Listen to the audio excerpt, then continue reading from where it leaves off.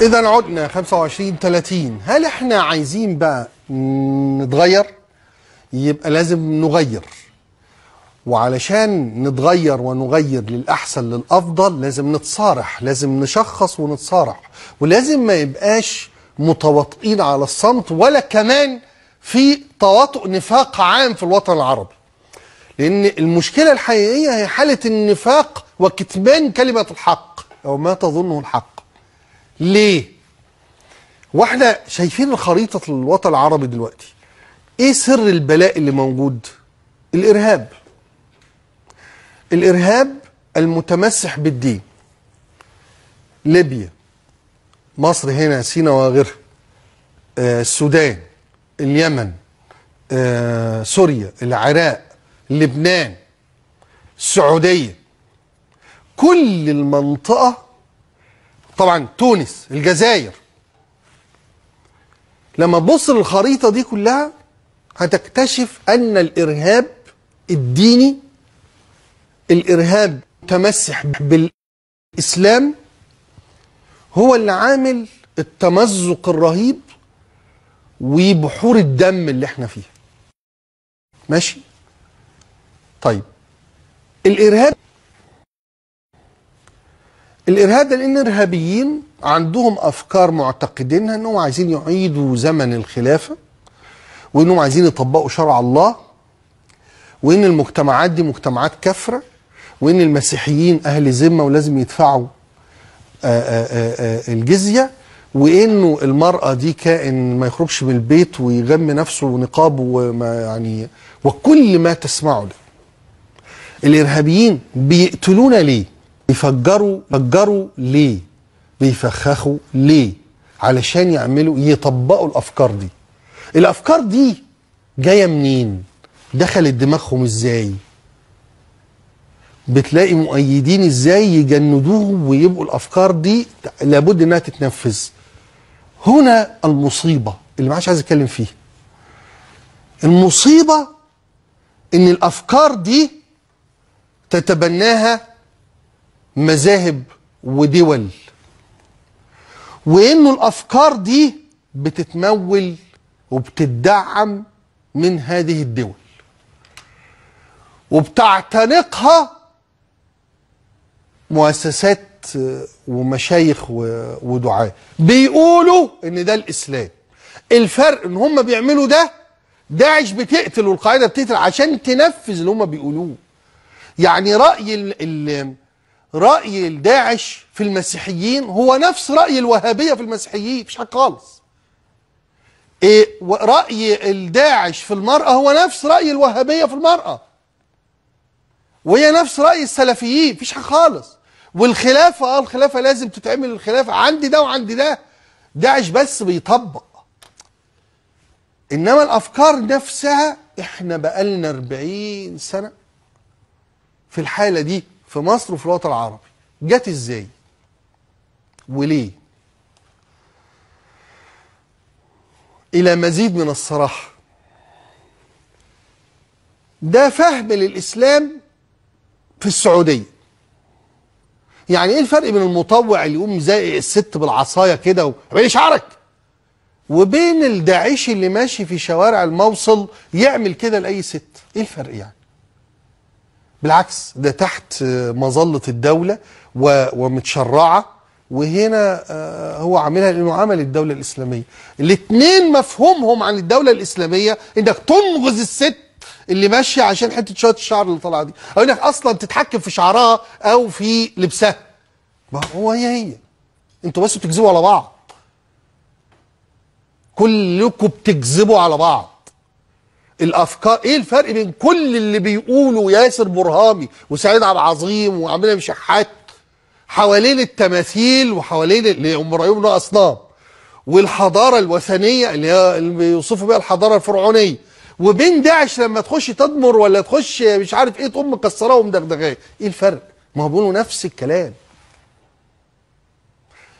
وما كانش ممكن يبقى في داعش الا لو في وهابيه، في فهم للدين ده، فهم الدين اللي هو نفي الآخر، إقصاء الآخر، احتقار المرأة، كراهية الأديان الأخرى والتعالي عليها والعنصرية تجاهها وبما فيها المذاهب الأخرى. يعني هل كان ممكن يحصل عملية داعش تفجر في جامع شيعي وتقتل شيعة إلا لو المناهج والمدارس والجمعيات واللي مش عارف ايه عايشة على ايه في السعودية وفي الخليج العربي وطبعا متصدره لنا هنا في مصر؟ هل دول الروافض الكفرة؟ ايه الفرق؟ هو واحد راح بس قام رامي قنابل قتلهم، انما هم انتوا الاثنين بتقولوا نفس الكلام. يعني مش هيحصل ان انتوا تواجهوا الارهاب ولا هتعرفوا تواجهوا الارهاب، وانتوا بتمولوه بحاجتين. بتمولوه في افكاركم ومناهجكم ومدارسكم وجمعياتكم وجامعاتكم وطريقه حياتكم وشكل حياتكم، وفي نفس الوقت بتمولوا المجموعات الارهابيه اللي بتحارب في سوريا ضد الاسد، لان كراهيه السعوديه وقطر للاسد سامحه لهم ان تتخرب سوريا باللي فيها لصالح ان الاسد يمشي. فده اللي احنا فيه دلوقتي. انا عايز اقول بامانه شديده اقسم بالله غير حانث، انا بقول ده محبه للسعوديه وللشعب السعودي وللقاده السعوديين، وبقول بوضوح وبصراحه حبا في موقف الملك عبد الله شخصيا والسعوديه كلها من وراه، المساند الصلب الصلد وراء الثوره المصريه في 30 يونيو. من الحب نعارض ونختلف ونحذر، نسمع الكلام ده من الحب، مش نسمع الكلام ده ونتهمه بأقذع التهم ونصفه بأي وصف، نهرب من أن نسمع كلمة تظن أنها كلمة الحق. ليه؟ ما تورونا يا جماعة من الأدلة اهي، الأدلة اهي. الفكر القصة كلها ايه اللي احنا بنعاني منها دلوقتي؟ هي قصة انتشار الأفكار الإرهابية اللي هي أصلها متطرف، أصلها ضيق متزمت، ودي كلها أفكار الوهابية. وكانت الوهابية فهما للدين أو للمذهب الحنبلي، هم ما بيحبوش يقولوا عنها مذهب يعني، خاص بمجتمع الجزيرة العربية، هم أحرار، شعب وحكومة يتصافوا مع بعض، احنا مالنا. الخطورة في ايه؟ الخطورة ان لما حصلت الثروة النفطية الكبيرة بدأ تصدير الوهابية للوطن العربي كله. انت لغاية سنة 72-73 كان السلفية في مصر كده، بدأت لما تمولت سعادتك، اتمولت من جمعيات سعوديه وقبل كده من حكومات سعوديه. ما اقدرش اقول دلوقتي خالص ان الحكومات بتعمل ده، لكن بالقطع زمان كانت بتعمل. وبدأ نشر الفكر السلفي الوهابي في مصر، جوامع وجمعيات. طبعا كان في من زمان جمعيه الانصار السنه المحمديه بتاع محمد حامد الفقي، لكن توسعها واموالها الطائله ومساجدها اللي كترت كل ده في السبعينات، كل ده في السبعينات وما بعده. الدعوه السلفيه، كان في حاجه اسمها دعوه سلفيه ولا حركه سلفيه ولا كان من ده خالص؟ مول واصرف وانفخ وكبر وراعي الدعم للاخوان المسلمين اللامحدود الهوسي. كل ده ليه؟ عشان انشر الفكره دي. ايه الفكره دي؟ هو غزانا بيها مموله، وفي نفس الوقت المصريين راحوا على مدى 20-30 سنه بتوع الاعارات دول، لما راحوا المدرسين والاطباء واشتغلوا هناك، وفي الغالب 90% من اللي كان بيسافر كان شباب صغير بعد التخرج، فمنهم اللي تشرب الفكر الوهابي، ومنهم اللي افتكر ان ده الاسلام، ومنهم اللي نافق في عمل ان ده الاسلام عشان يمشي حاله هناك، ومنه اللي رجع فاكر ان ده التدين. وبدأت الظواهر اللي خاصة بالمجتمع السعودي بس، زي ولبس وعلاقات خاصة بالمجتمع السعودي بس، تتصدر وتبقى زي العباية السعودية اللي بتجيلنا كده، زي الجلابية السعودي اللي جات لنا كده، اللي هي أصلا صيني يعني. هي ده. وبدأنا مصر يبدأ ينتشر فيها الفكر التكفيري اللي جاي من هنا من السلفية، لأن السلفية مكفراتية. بدأ فكرة عودة خلافة ايه اللي كان حد بيتكلم فيها في الستينات ولا السبعينات؟ ولا الخمسينات.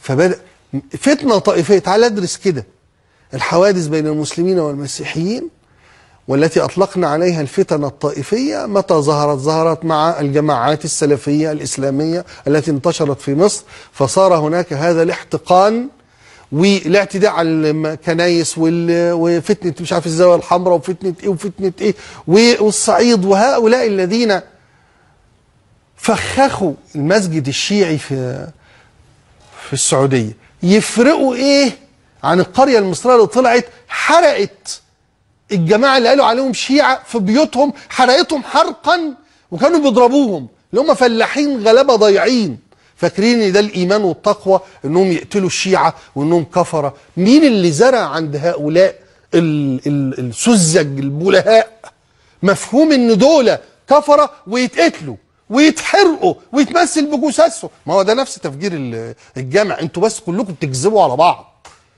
مين اللي عمل؟ مين اللي خلى بتاع القرية يفكر كده؟ السلفية والوهابية اللي ما عندهاش شغلانة من 40 سنة غير الروافض والشيعة اللي مش عارف ايه وكفرة. فانت تقول بقى انهم كفرة، لما يجي حد يقتل هتقول له لا ما تقتلش، ده مش ايه ده؟ ما انت عامل التربية والبيئة الحاضنة المشجعة المحفزة المحرضة على الفتنة. فتنة طائفية كانت موجودة في مصر مع الإسلاميين، ولو كان في شيعة أول ما ظهر بس تهمة اللي فيه شيعة شوف حصل فيهم، حرقوهم. وده اللي موجود في الدول العربية اللي فيها شيعة. ليه؟ سمعنا ده امتى؟ سمعنا امتى ده؟ لما بدأت الصراع ما بين الخمينية والوهابية. ازاي؟ ما هو من سنين شاه إيران والإمبراطورية الإيرانية ما كانش حد بيقول انهم عايزين المذهب الشيعي والشيعة الكفرة، وما كانش اللغة ولا اللهجة ولا الأداء ده، ولا لأن ما كانش في فلوس تمول الكلام ده ولا تنشره. والحاجة التانية انهم كانوا حبايب كلهم مع أمريكا لغاية ما حصلت. وأنا عايز بس أفكركم بين قوسين كده انه أميرة فوزية، الأميرة أخت الملك فاروق بنت الملك فؤاد، كانت متزوجة من شاه إيران. والاحتفالات في مصر وفي إيران وهي سنية والتاني شيعي، وما كانش حد لا امتعض ولا انزعج ولا اتهم ولا كفر. كل الكلام ده وارد اليومين دول، وارد ال40 سنة اللي تتربطوا فيها المصريين كلهم اتربوا على تكفير الآخرين، تكفير اللي يختلف معاك، تكفير الشيعة، تكفير الأقباط، تكفير الليبراليين، تكفير أي أديب وكاتب، تكفير أي حد يقول أي كلمة في الدين. ليه؟ البذرة جت من الوهابية والسلفية ونشرها من كتب ابن تيمية، اللي كان لو دخلت مكتبة مصرية في السبعينيات في أوائل السبعينات تدور على كتاب لابن تيمية كنتش هتلاقي نسختين. بعد كده مع المد الوهابي السلفي بيطبع ويتوزع مجانا وبقى نجم. طب جيب أي دراسة في الأزهر لغاية منتصف السبعينات وشوف لي كان مكتوب كام دراسة بتستدل ابن تيمية وبتتكلم عنه. السعودية دلوقتي زعلانة قوي ودول الخليج من فكرة انه ايران هتمتلك مفاعل نووي او اسلحة نووية. اولا ايران مش محتاجة اسلحة نووية عشان تهدد الخليج، هي ممكن تهدده بالاسلحة التقليدية يعني. لكن واحنا مش زعلانين من ان اسرائيل عندها اسلحة نووية. احنا بقى بين الخيبتين، بين النوويتين. فين بقى الوطن العربي؟ ممزق ومتخلف بين نوويتين، النووية الإيرانية والنووية الإسرائيلية. وهم اللي بيكسبوا وهم اللي بيبنوا نفوذهم، عشان العرب بناكل في بعض بمال بعض بفلوس بعض، بنخرب بعض بفلوس بعض، بنهد دول بفلوسنا. فلما نبص نلاقي مين بقى نصنع بقى؟ إيران بقت العدو دلوقتي، الجمهورية الإسلامية اللي عايزة تولي. فيبقى نذيع في الدنيا كلها بقى، ويبدأ كل الكتابات والكتب والمواقع، وبعد كده النت بقى في انتشاره المدوي، والكتب اللي بتطبع وتتوزع في الجوامع، ونسخن ونولع في ايه؟ الشيعة الكفرة والروافض، ويبقى قضية. وخد بالك ده كله لخدمة إسرائيل برضه، اللي هو لفت انتباه العرب. مش فاكرين الحرب الأفغانية؟ يعني إسرائيل محتلة فلسطين، يروح آلاف العرب بأموال بتأييد ورعاية مصرية وأموال سعودية يحاربوا في أفغانستان ضد الاتحاد السوفيتي اللي هو نفوذه عامل يعني على الحكومة الأفغانية. وقتها كانت حكومة يقول لك الحكومة العميلة للاتحاد السوفيتي وموجود قواعد عسكرية الاتحاد السوفيتي. فهروح أنا كان اسمه الاتحاد السوفيتي لسه أحارب الاتحاد السوفيتي في أفغانستان وأنا طالع هنا من دمياط ولا من قنا ولا من منوفية، وما اروحش احارب في اسرائيل، احارب اسرائيل. يبقى الجهاد ايه يا جماعه؟ الجهاد ايه؟ نروح نحارب هناك الاتحاد السوفيتي لصالح مين يا جماعه؟ لصالح مين؟ لصالح امريكا طبعا، ما كله في الاخر لصالح السيد الامريكي. فيلفت الانتباه ويتبعد الخطر الحقيقي عن اسرائيل، وننشغل وندفع فلوس مليارات ونقوي صدام المجنون المستبد في حربه ضد ايران. ليه؟ عشان ننسى اسرائيل، عشان ما تجيش ناحيتها، عشان هي تأمن وتتمكن وتكبر وتسيطر. طيب خلصت قصة صدام حسين وخلصت الحرب الإيرانية لازم نعمل حرب تاني. إن إيران الفرس، الحق الفرس يا جماعة. طب ما هو في حد جنبنا خالص هنا برضه يا جماعة ده محتل، طب دي قاعدة في أرضها، دي مغتصب، إسرائيل مغتصب. لا، هم عاملين بقى إيه؟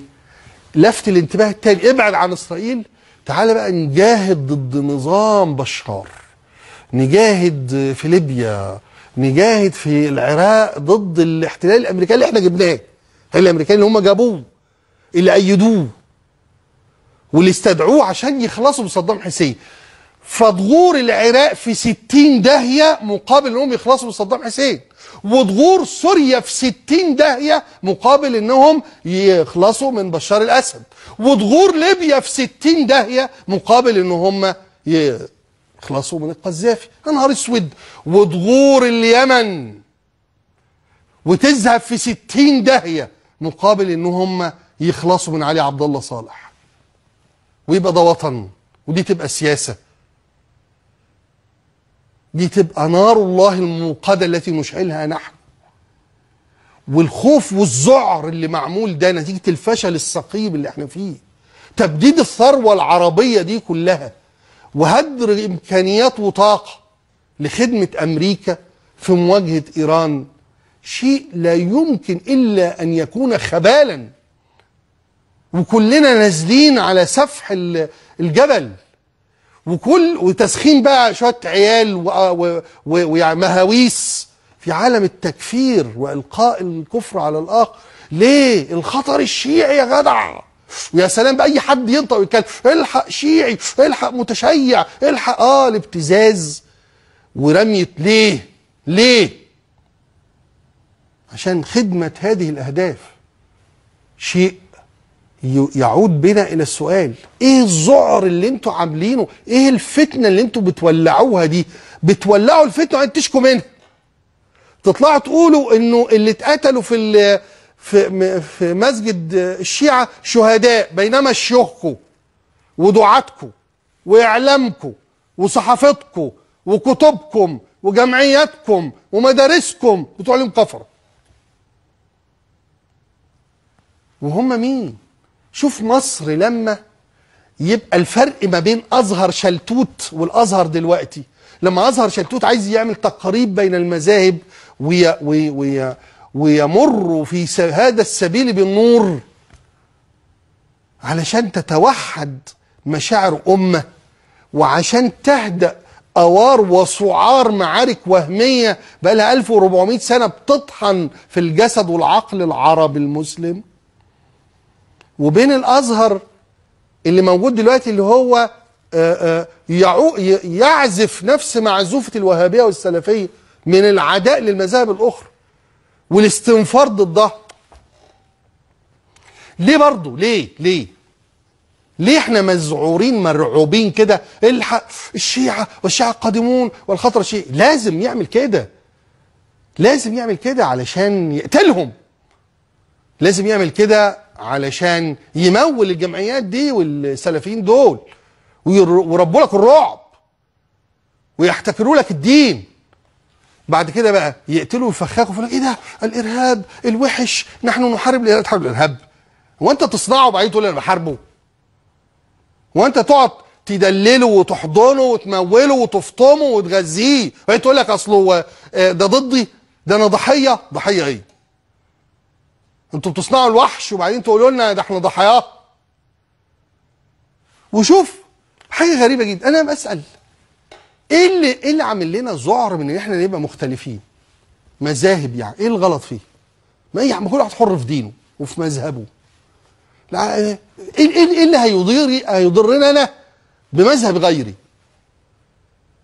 اصلا الاسلام ما فيهوش مذاهب، وكل واحد يعبد ربنا بالطريقه اللي هو شايفها.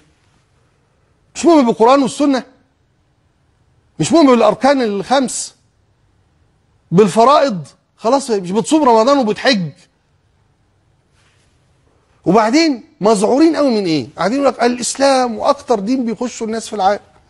طب تعالى انا عايز اقول لك، انا هوري لك دلوقتي فيديو اللي عامله داعش عن الشيعة، عدد الشيعة في العالم. تعالى نشوف، عشان اقول لك لما بيروحوا يفجروهم ويقتلوهم دي قصة المسؤول عنها الفكر اللي اتعلموه في الجوامع والمدارس والكتب، واللي اتمول وبيتمول من الجامعات لغايه دلوقتي، واللي مسؤول عنه السلفيه والوهابيه ومموليها النفطيين اللي مزقوا الوطن العربي، واللي مولوا حروبه المذهبيه والطائفيه حتى الان. نشوف كده.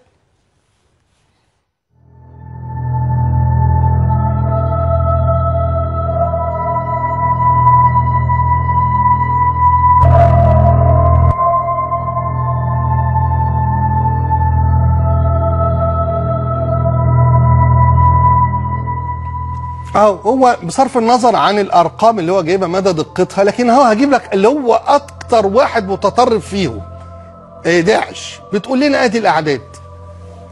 اذربيجان فيها 5 مليون، 75% من الشعب الاذربيجاني شيعي، يلا روحوا فجروهم بقى وموتوه. افغانستان 15% من الشعب هناك، حوالي 3 مليون و400 الف. قطر 10%، الشعب كله على بعضه مليون، هو مش عارف جابهم منين مليون دول، الشعب يجي 250 الف بس. الهند 3% يعني 16 مليون، نسبة الشعب المسلمين الهند. طيب العراق نسبة الشعب 62%، هو بيعترف انهم اغلبية، 19 مليون ماشي. غيره اليمن 8 مليون، 35% من الشعب اليمني شيعي ماشي. نسبة الشيعة في عمان 5% يعني حوالي 700 الف ماشي. مش عارف مش طايقينهم ليه بقى احنا. سوريا 15% من الشعب 3 مليون ماشي. باكستان 20% يعني 25 مليون ماشي. شكرا. بيتفخخوا وبيتفجروا كل يوم. لبنان 30% من المسلمين لبنان يعني 1 مليون ماشي. الكويت 30% يعني 500 ألف، الشعب كله يعني 1.5 مليون، يبقى 30% منهم شيعة. الإمارات 10% يعني قرابة 300 ألف، ده تقديراتهم أو أرقامهم. أنا جايب لك اللي هو إيه اللي عاملها إيه، أسود الخلافة ولا أسود مش عارف إيه. نسبة الشيعة 2% في أندونيسيا يعني 5 مليون ماشي. تركيا 7 مليون ماشي يا سيدي. دي أرقام داعش. وبيقول لنا بقى في أمريكا وبريطانيا وبلغاريا وتنزانيا وطاجكستان وألمانيا، المهم نسبة الشيعة في العالم تصل إلى 200 مليون، أي ما يعادل 7% من نسبة المسلمين في العالم. يعني المسلمين في العالم 1.600 لما نقسمهم سنة وشيعة يطلع لنا عدد السنة 1.4 مليار، بينما 200 مليون شيعة اللي هو 7%، أي ما يكون إجمالا 93% سنة و7% شيعة. إيه بقى اللي مضايق 93% مش 7%؟ وليه فاكرين 7%؟ وانتشار إيه؟ انتشار ايه؟ احساس السلفيين والوهابيين طول الوقت لعن وسب وتكفير في الشيعة. عشان ايه؟ الاحساس بالذعر والخوف من الخطر الشيعي. عشان ايه؟ 7%؟ النسبة دي ما اتغيرتش في الوجود الانساني كله على مدى مئات السنين اللي فاتت، ونسبة المسلمين السنة اللي تشيعوا أو الشيعة اللي تسننوا ولا أي حاجة لا تكاد تذكر.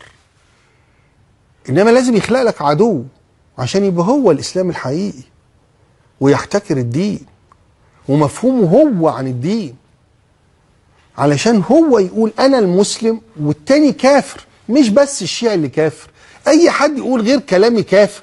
ما هو يا جماعة القاعدة وداعش بيكفروا بعض، اللي هو أي حد يكفر، المهم إن أنت تبقى كافر.